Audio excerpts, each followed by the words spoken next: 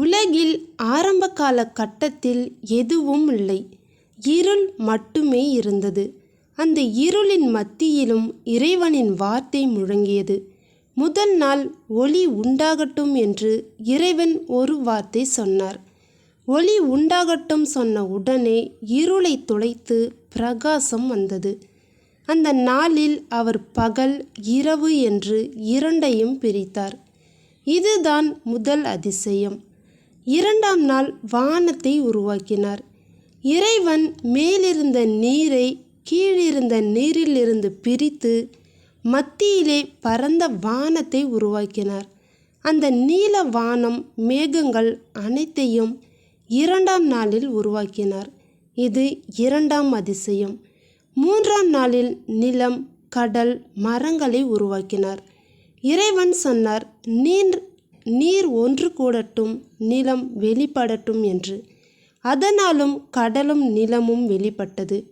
பிறகு மண்ணில் இருந்து மரங்கள், புல்கள், பூக்கள், பழமரங்கள் அனைத்தையும் பொங்கி குலுங்கின. உலகம் பச்சையாக மலர்ந்தது. மூன்றாம் நாளில் இது மூன்றாம் அதிசயம்.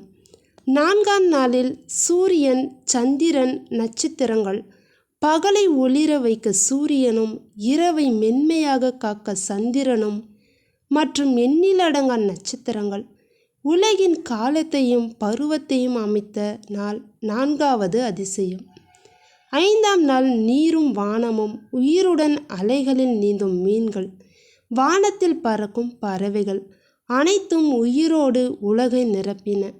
கடலும் வானமும் புதிய வாழ்வால் நிறைந்தன. இது ஐந்தாம் அதிசயம். ஆறாம் நாள் மிருகங்கள் மற்றும் மனிதன். இந்த நாள்தான் அதிசயங்களில் பெரிய அதிசயம். முதல் மாடுகள், புலிகள், யானைகள், சிறு விலங்குகள், அனைத்து பூமி ஜீவிகளையும் படைத்தார்.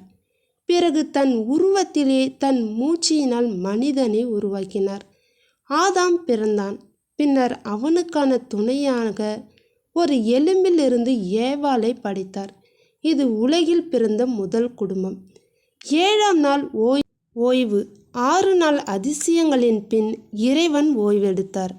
அந்த நாளை ஆசீர்வதித்து பரிசுத்த நாளாக ஆக்கினார். இந்த கதை, இந்த படைப்பு உங்களுக்கு பிடிச்சிருந்தா மறக்காமல் நம்ம ஜிகே நேச்சர் ஸ்டுடியோவை சப்ஸ்கிரைப் பண்ணுங்கள்.